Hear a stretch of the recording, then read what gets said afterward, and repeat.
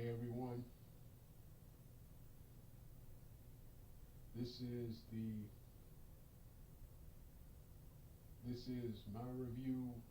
This is the intro to my reviews of the television sitcom episodes of Sydney to the Max, Cooper and Cammy as the World. This is my review of two of their most recent episodes. This is also the first in a new series of videos I'm going to be doing. When it comes to new premieres on Disney Channel, since I'm a huge fan and huge watcher of the brand new late 2010s and 2020s Disney Channel, I decided to whenever my favorite shows or Disney Channel movies have a new premiere, I'm gonna do first a live post post episode or post film reaction and review. Then later in the future, my stereotypical audio narration reviews. Then of course in the future, the video commentary based reviews. But this is the live action review of Sydney to the of episodes 18 and 19 of Sydney to the Max. 18 premiered 2 weeks ago, which was the episode with Olive's brothers and the Alley Fighters video game. The Then you had episode 19, which was yesterday. I just got done watching the hour long. I just got done watching the third encore presentation of the show today, of that episode today. There will be a fourth one tomorrow. What's his name? Then you have the Cooper and Cammy Ask the World episodes. You have the last one, Would You Rather Be Ragnar's, which was okay. Wasn't that good, but it wasn't that bad. It wasn't that good, but it wasn't that bad either. Then you had episode Would You Rather Date Someone Else, which was for the most part good up until the finale of the final scene of the episode, which I'm going to talk about in part two of that video. So, with that being said, let's get started right now.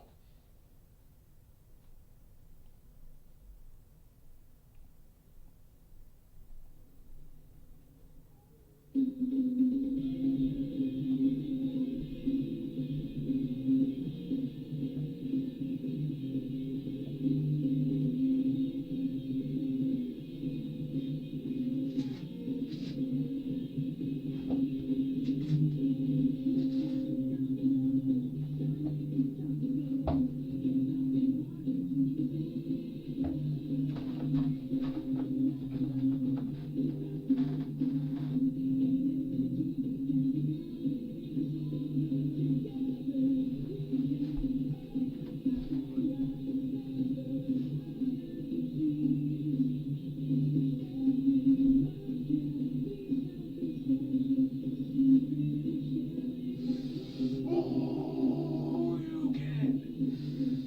Yeah.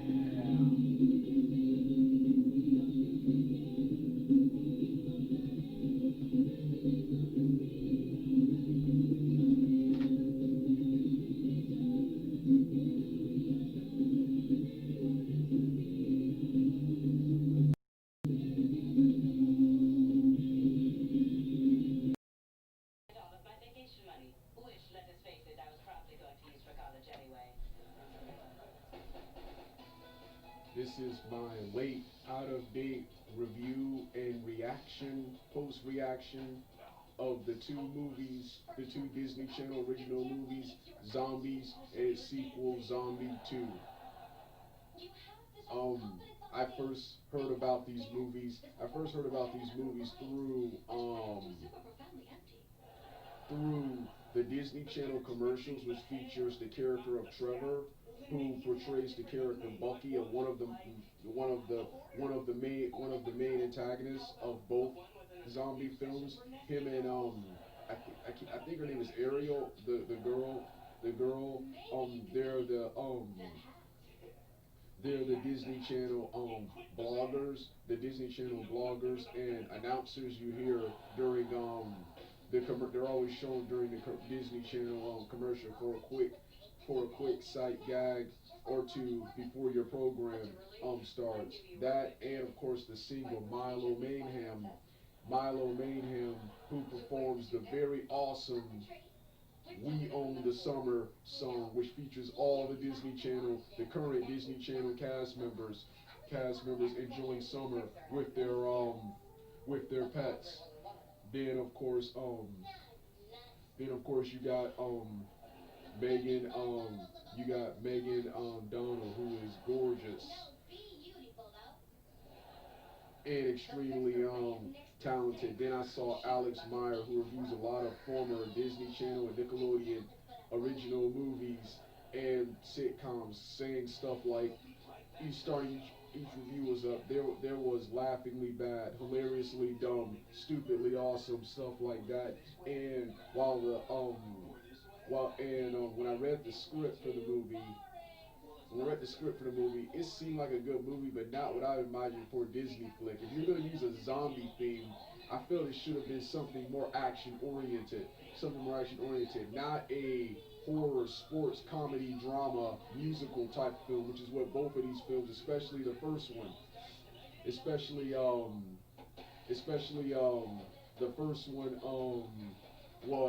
was when my excitement for seeing the film kind of turned to disappointment when I heard it was going to be a musical. Well, I finally got my chance to watch it when it was reran on Disney Channel. I'm not going to say premiere because this already premiered in 2018 and 19. Both the first one premiered, so this was a rebroadcast of the zombie movies, both the zombie movies, and I got to and the zombie movies, and when I watched the film, the zombie movies, the music, the songs were great. With the I think the song is called "My Day" or "Get Out." Yeah, I think the song is called "My Day," which that was the best song in the film. The film was awesome. It was like a cross between the Disney Channel original movies of the 2000s, a much better high school musical, and Camp Rock, um, and the Twilight franchise. Only zombies instead of vampires was the gimmick. I also saw a little bit. I don't think this was intentional.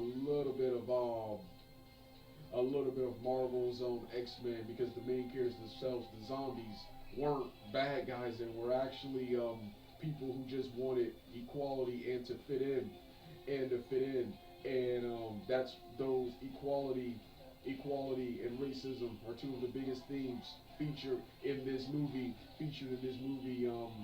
right here, But it was well acted, hilarious, and just exciting to watch. It was stupid, but it was fun.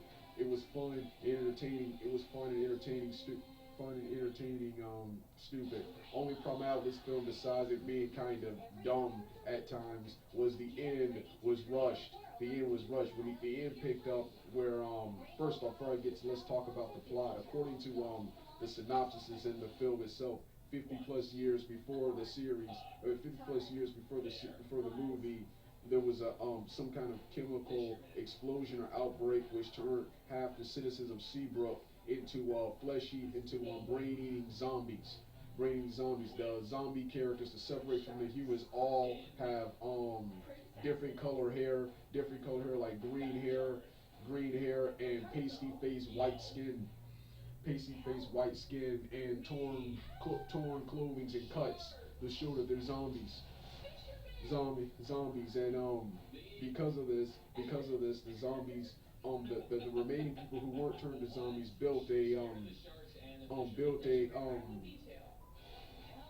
large place to quarantine the people who had transformed into zombies, and as such, the zombies are treated with prejudice. They have to go to school in a certain small area, separated from the rest of the school. They can't try out for any extracurricular activities or sports, and that leads to the main plot where the main character Zed wants to try out for the football team, but because of his zombie abilities, he cannot be on the football team. And then Meg Donald, her character, who has quite possibly the dumbest plot, she wants to follow in her family's footsteps and become a cheerleader. She wants to cheer. This is also a cheerleading based movie, and she's height. She has she has natural white hair, but is hiding it wig, through a blonde wig, and she's the only one who tries to stand up and take up for the zombies because um they're both hiding something. Like I said, I love the Meg Donald character, but her plot compared to the others was dumb. Then you got Trevor and his gang, the main antagonists of the film, who are also like because they're they're three overly pompous, preppy douchebag jocks who take cheerleading way too seriously. One of the other memorable songs was the tryouts was the cheerleading tryout songs was a cheerleading tryout song. So yeah, like I said, the plot, and here's where the other problems with the film comes. The plot really picks up where when Zed at a special event accidentally activate his zombie morpher, which causes the zombie to go into feeding frenzy, beast monstrous mode, and knocked out and accidentally knocked over a group of people, earning the attention of the football coach who offers Zed a place on the football team. If Zed and the zombies continue to win, Zed and the zombies can continue to integrate school and socialize with the other members. This is where Bucky becomes jealous of the zombies' popularity and tries to do everything in their power to sabotage them so things will go back to they were. Bucky and the group hate the zombies. I think one zombie accidentally bit his grandfather, something like that, which led to Bucky having extreme hatred for the zombies. And as such, one day on one football game, they distract one of Zed's friends, Eliza. They take her computer and hack the zombie watches, causing Zed to go crazy at a football game, and nearly kill and injure several people, including Bucky himself. Bucky himself. Um, this is where the film, just like with Upside Down Magic, this film had to be rushed. Bucky and his gang tampered with and hacked their zombie morphers, causing the zombies to go crazy. They could have got somebody killed and could have got themselves killed or injured in the process. Yet the whole thing at the end is settled. The whole thing in the end is quickly settled with the cheer off, and Bucky and his friends quickly reform and budgingly accept the zombie people. They still hate them because this still continues in part two, but they do accept them as members of their school and as members of Sebra, as members of as members of Seabrook. But other than that, like I said, great film, great film. Love Zombie 1. Zombie 2 was also awesome, and I hope they do Zombie 3 in the future. I want to see these cast members back. But it was awesome film. Like Alex Myers said, the film was hilariously dumb. The film was hilariously dumb, but the storyline was interesting. The acting was great. The acting was great, just like in Upside Down Magic, and the music was great too. With My Day being the coolest song, and the funniest and most exciting video was the cheer off, was the cheerleading tryouts song. So and I love Meg Donald and Milo Manheim as the leads. They were a great couple. They were a great couple, and they were great leads. And like I said, Trevor was awesome as Bucky. And everybody else was good in their roles too. Don't recognize any actors except I came in to see the three I just mentioned. Yeah. Now for Zombies 2, this film was much more. This film, well, I find the first one to be much more to be much I find the first one to be much more exciting. This one was much better because it co-ops werewolves and it's more serious and even more dramatic. But it's even dumber than the first one because you have the Addison character getting into fights with Zed for no apparent reason and trying to be accepted by this new werewolf clique who thinks zombies are lame, and there's this Twilight zombie versus um, werewolf style of rivalry, similar to the vampires versus werewolves in the Twilight franchise. And Addison wants to become a werewolf, something like that. Meanwhile, in the subplot, which also becomes a main plot, Bucky Bucky and Zed. Bucky quits the cheerleading team and he wants and he go and he runs runs against Zed for president, for um, school president, and the wolf people take an interest in Addison because of her hair. They think she's a werewolf. They think she's a werewolf and can unlock this trinket. At the end, when it finally happens, she doesn't unlock the trinket. I keep forgetting how this was resolved. This one was dumber than the last one, but it was more entertaining.